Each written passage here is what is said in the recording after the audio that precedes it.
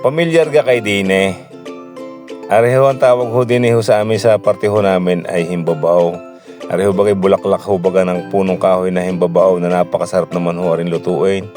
Lalong-lalo sa mga kinamatisang isda, ang gagawin ko naman ho din ay gagataan ko ho. Ay naggisa muna ako ng bawang sibuyas para ho paarumahin ho ng kaunti ho ang bawang sibuyas at kamatis. At pag ito ho isasangkutsahin ko, lalagyan ko na ho ng tubig, toyo, asin. At pag ito ho ay nakulo na ho ito at nalabog na ho ng kaunti hong ganyan at labog na, ay di ibig sabihin parating na ho diyan ang kakanggata.